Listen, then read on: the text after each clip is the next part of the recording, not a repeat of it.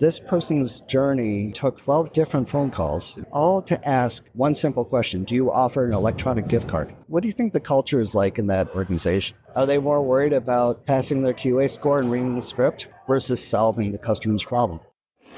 Welcome to Season 10 of CX in the Wild. 10 seasons of conversations with the visionaries who are reshaping the world, one experience at a time. This season, we go further into the minds of those who challenge the status quo and reimagine what's possible. And now, the adventure continues. All right, welcome back to CX in the Wild. This is the last show of Vegas. I have Adam here. It's been a whirlwind. It's nice to sit down with you, Adam, and finally be able to have one last great conversation. I always start this podcast off by just asking people to tell us who they are and what's keeping them busy. So if you'd like to look into this camera and just tell us who you are and what's keeping you busy, then we'll get into it.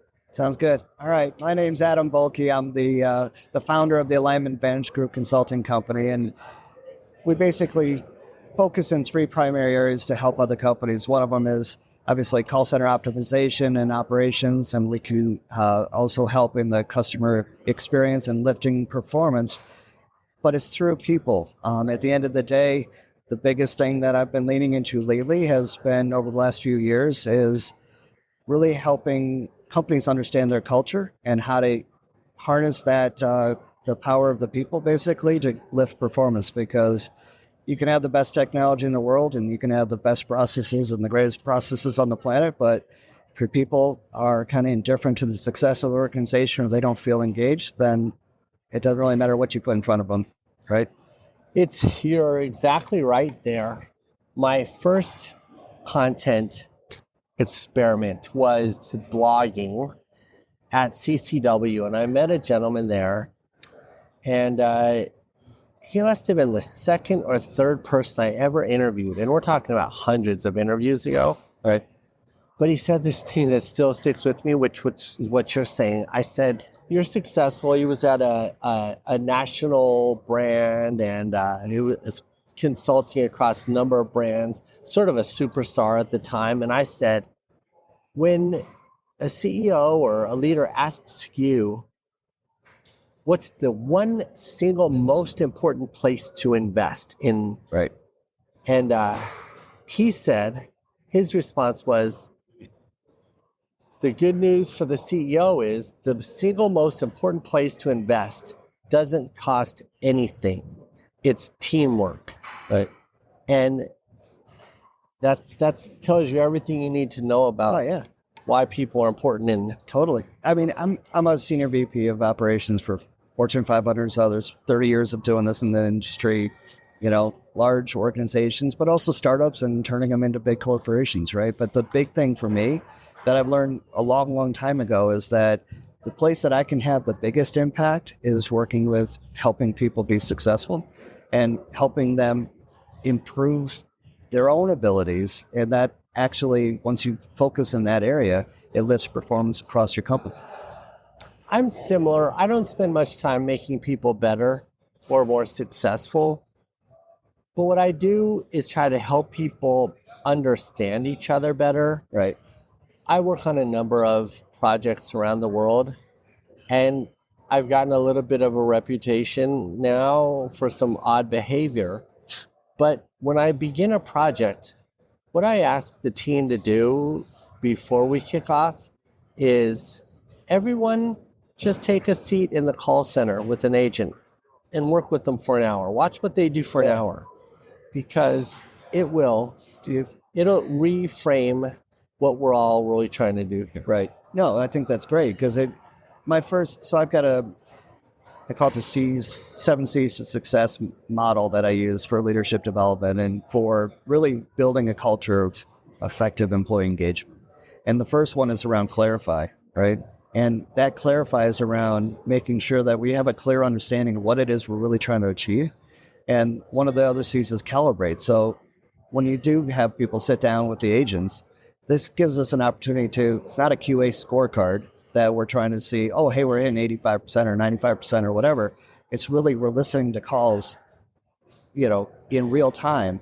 And when you come back and say, so how was your experience?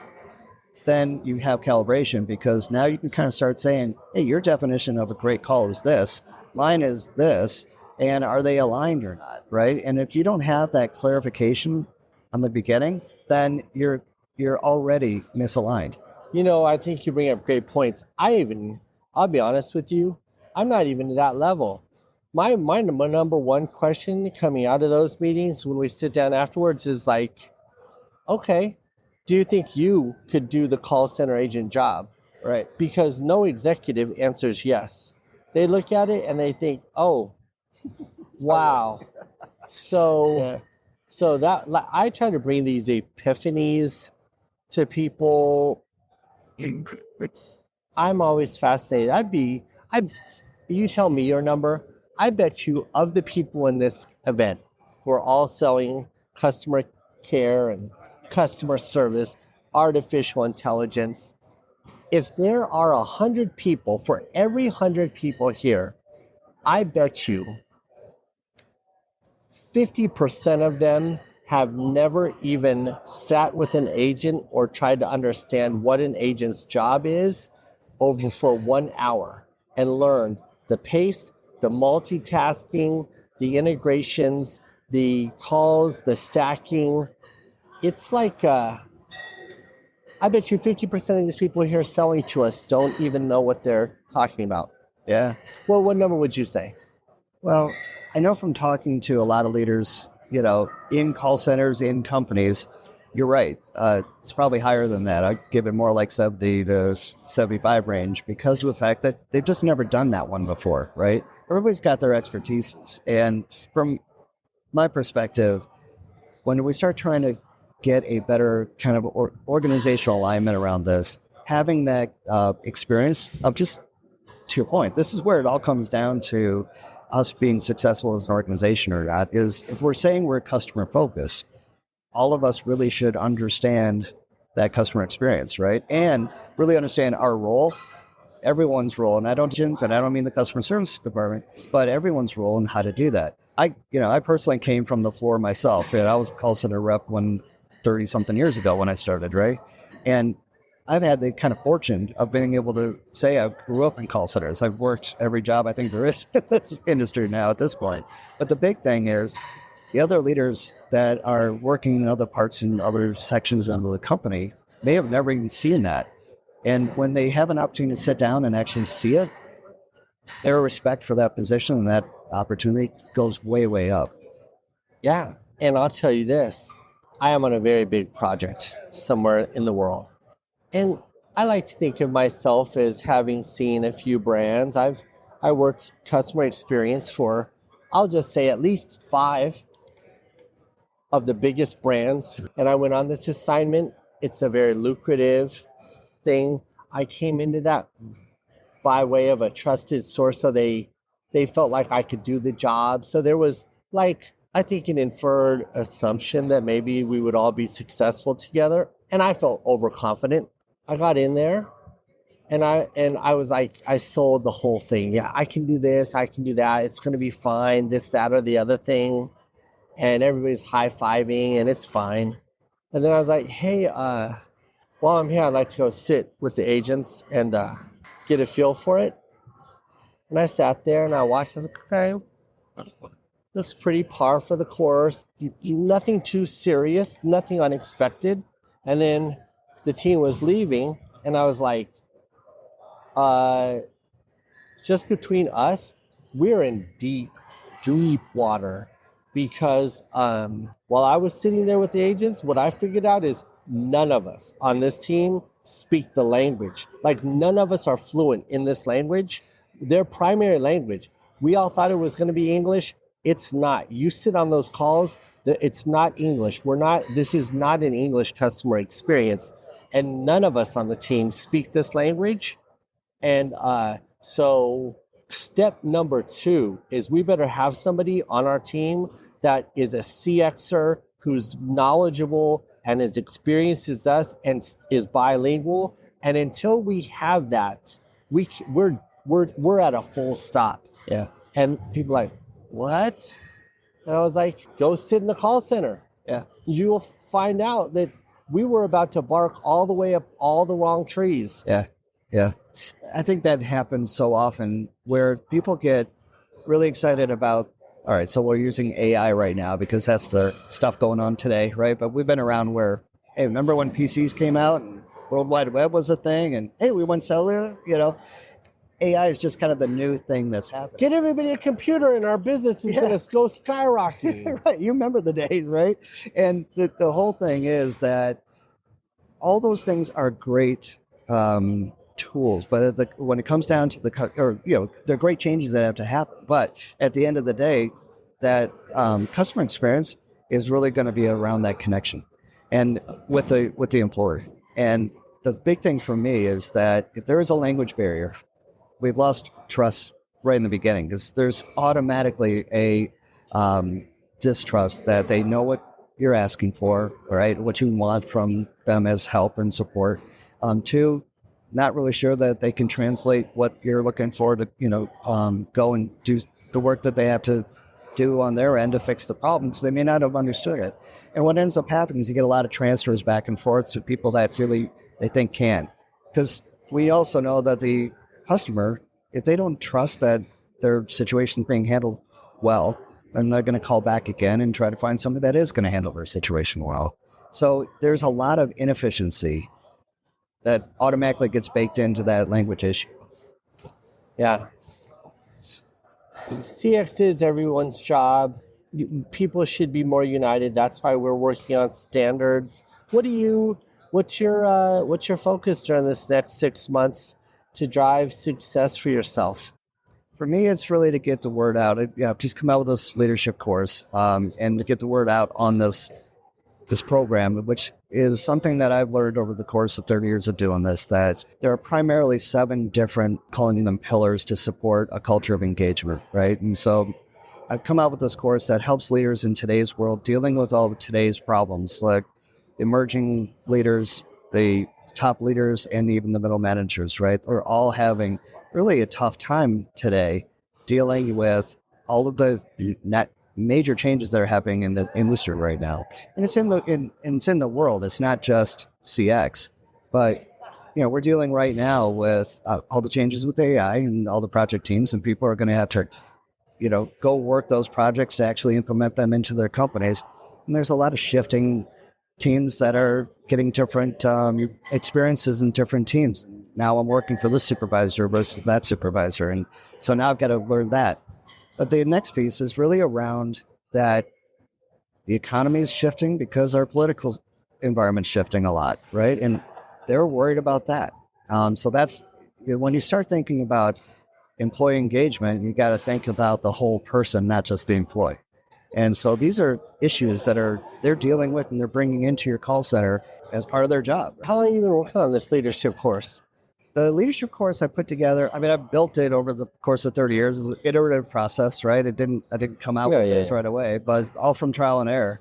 But I put it together over the last couple of years. I've had the model that I've been using and helping other companies with my consulting business, but I changed my mission last year to I want to help the world become a better place to work. And when I did that, I was realizing I can't do this one client at a time. So I created this course this last quarter, and actually it took about probably 5 months, but I launched it in January. And it's an online course that anybody can have access to, self-paced. It's 5-hour training, video-based training, about 50 different pages in a workbook that they can apply to their own world. And there's about 47 different lessons that are in there. But the big thing for that is they're implementable strategies that you can use in each of the key areas that help create a culture of engagement. And so Duke University came out with a study and found that only 22% of leaders actually understand how to create an effective culture of engagement. And so when I heard that actually surprised me substantially, but it also kind of bolstered my true mission is to really help people become more successful and learn how to do that effectively. And so that's where I'm going to be focusing most of my effort in. That's where I've been really kind of leaning into. I'm an ops guy. I've been doing this forever. But what I've learned over the years is that this is the area that you can really have the biggest impact and the biggest way to create performance improvements in your organization. It's the biggest way to have an impact Yeah. in an organization. Teamwork, people, culture. Yeah, that's an interesting statement. Certainly, the human beings are the strongest system in the organization, and they're reliant on each other, and they're bonded through responsibilities, and they perform based on the strength of their system as the weakest link, that old thing. Yep. And where are you being most successful? Do you think your leadership strategy works for all cultures in all countries everywhere? Yeah. Yeah. I've opened centers. I've built 10 centers from scratch all around the Call world. centers. Call centers. But also in my consulting practice, I'm working with other companies, right? And the thing that's very different about what I do than I think a lot of other call center consulting companies is that I'm focused on the people side of things right now. And that is leadership. And people are people regardless of what company they work for, what industry they are, and what they're trying to achieve. And so going back to the idea of how can we help them become more effective in what they do? If they become more effective, we all become more effective. When I did this in my last company, and I had finally, kind of culminated all the C's to success and put them into practice in one place, we beat our own record in every major KPI a company uses to measure success for 5 years in a row. It's a nice trophy. Yeah. Do you how much do you sell your course for? The course is really inexpensive because I was trying to get it so that everybody has access to it.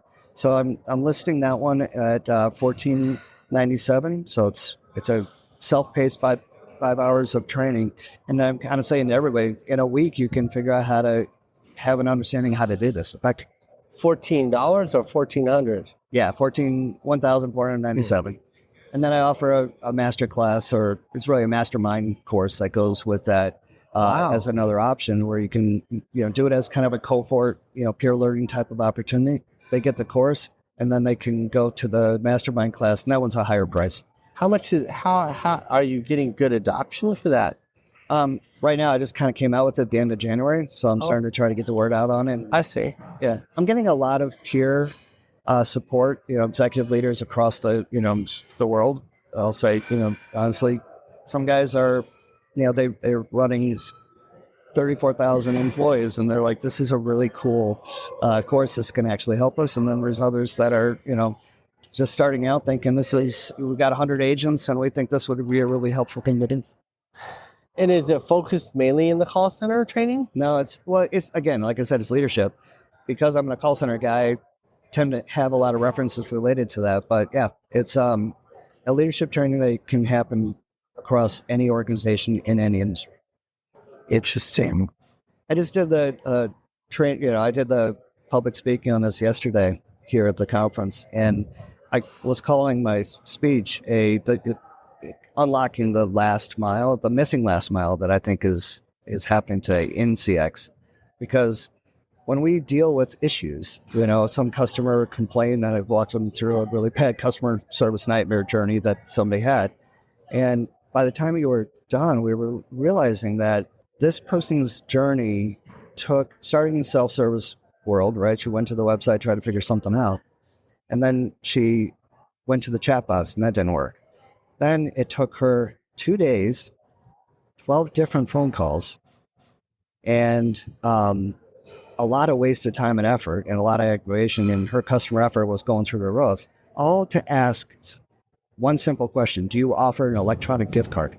How could 12 different opportunities happen where not one of them took the initiative to say, how do I solve this customer's problem?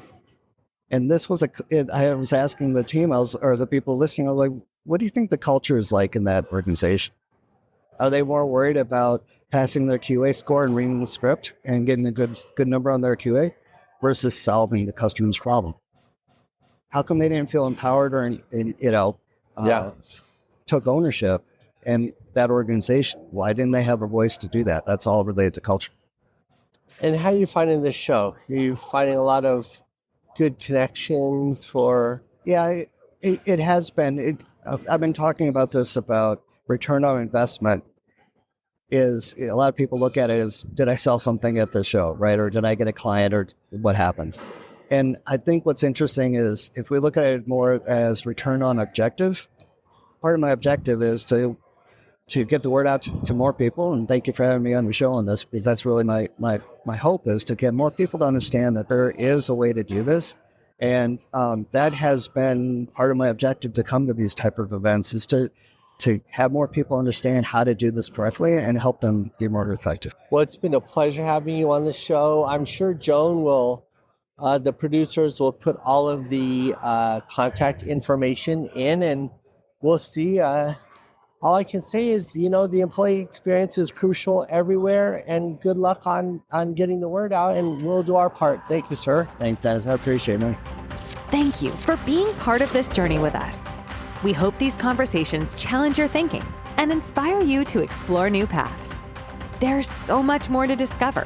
Keep listening, dive into more episodes, and let's continue this adventure together.